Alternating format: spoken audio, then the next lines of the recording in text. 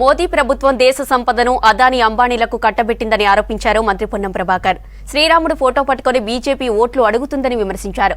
సిద్దిపేట జిల్లా హుస్నాబాద్లో నియోజకవర్గానికి చెందిన సైదాపూర్, భీమదేవరపల్లి, ఎలకతుర్తి మండల ముఖ్య కార్యకర్తలతో సమావేశమయ్యారు. కరీంనగర్కు వినోద్ కుమార్, బండి సంజయ్కి ఏం చేశారో చెప్పాలన్నారు. ఎన్నికలు ఇచ్చిన ప్రతి హామీ నెరవేర్చుతామన్నారు పొన్నం ప్రభాకర్. కరీంనగర్ పార్లమెంట్ అభ్యర్థి వెలిచాల రాజేంద్రరావును భారీ మెజారిటీతో గెలిపించాలని నేతలకు దిశానిర్దేశం చేశారు మంత్రి పొన్నం. 2014 నుంచి 24 దాకా ఉన్న బీజేపీ కావచ్చు, టీఆర్ఎస్ కావచ్చు. బీజేపీ ఉదాహరణ 15 లక్షలు ఇస్తాను చేసిందా? పబ్లిక్గా చెప్పింది, ఓపెన్గా చెప్పిందా? 15 లక్షలు వేయలేదు. దాని తర్వాత రైతుల ఆదాయాన్ని రెట్టింపు చేస్తాను, అయిందా? రైతులకు పెన్షన్ ఇస్తాను. తెలంగాణ విభజన హామీని అమలు చేయాలి. సంవత్సరానికి 2 కోట్ల ఉద్యోగాలు ఇస్తాను. పోగా మొత్తం దేశాన్ని మొత్తం అమ్మేస్తుంది అదానికి, అంబానికి. తెలంగాణ ఏర్పాటును పార్లమెంట్లో క్రిటిసైజ్ చేశారు.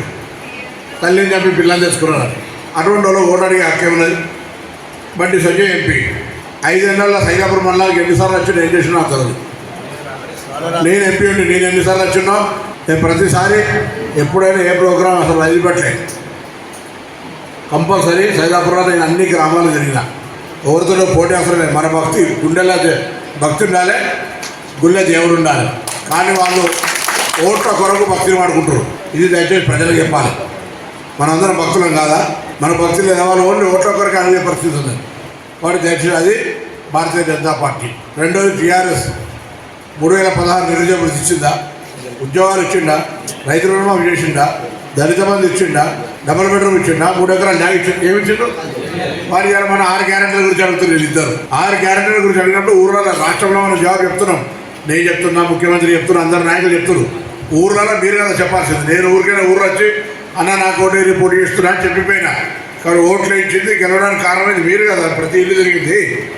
మళ్ళీ కూడా ఇలా మీరే చెప్పాలి కదా. ప్రతి ఊరు తిరిగి, ప్రతి ఇల్లు తిరిగి మీరే కదా ఓట్లు ఇచ్చాల్సింది. కాబట్టి నేను మీ అందరికీ ఎదురు చెప్తున్నా, ఇది జరుగుతున్నా అందరికీ తెలిసి వాస్తవం.